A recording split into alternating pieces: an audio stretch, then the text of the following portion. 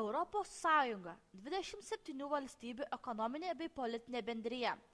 17 jos šalių galioja bendra valiuta euras. Sąjungoje gyvena net 500 milijonų žmonių.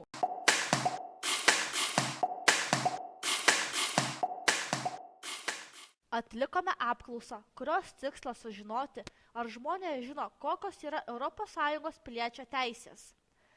Apklausos rezultatai parodė, kad tik 30,2% žinojo, kokias teisės turi.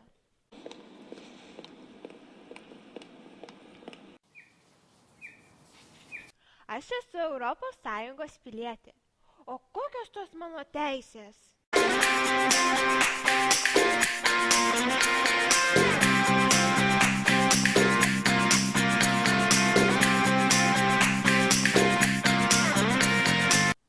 ES piliečių teisės. Laisvai keliauti ir gyventi ES.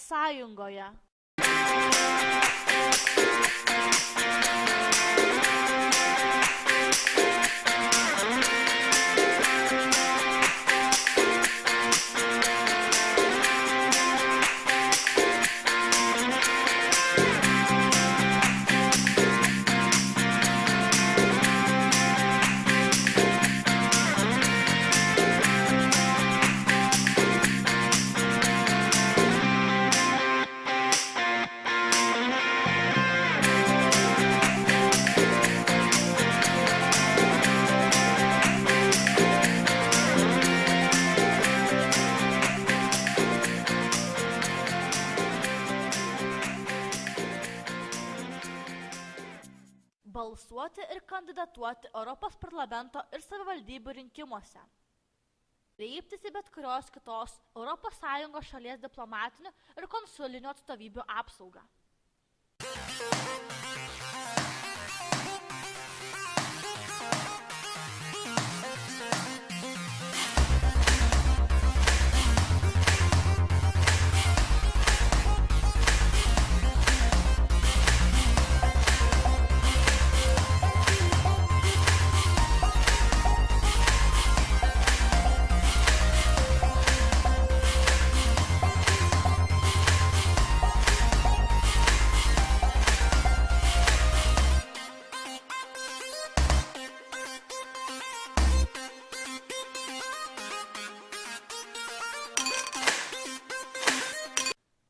Auksinių žvaigždučių ratas reiškia Europos tautų solidarumą ir harmoniją. Skaičius 12 – tobulumą, užbaigtumą ir vienybę.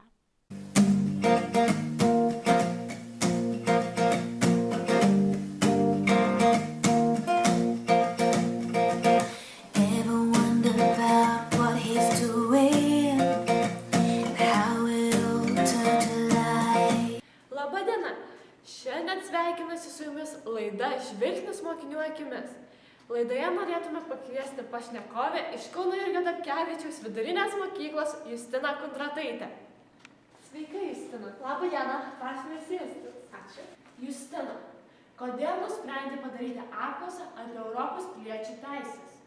Apklausą norėjau padaryti tam, kad sužinočiau, ar žmonės žino, kokias teisės turi ES. Ar rezultatus gavai tokius, kokių tikėjaisi? Atlikdama statistiką apklausiau įvairaus amžiaus žmonės. Supratau, kad dauguma apklaustųjų nesidomi savo teisėmis. Deja, bet rezultatų tikėjausi geresnių. Kodėl pasirinkai balsavimo ir kandidatavimo, apsaugos bei laisvo keliavimo ir gyvenimo ES teisės? Šias 3 pasirinkau dėl to, nes manau, kad jos yra pačios pagrindinės. Saugumas yra pats svarbiausias dalykas žmonijos visuomenėje. Keliavimas atitraukia žmonės nuo rūpesčių, skatina domėtis kitomis šalimis.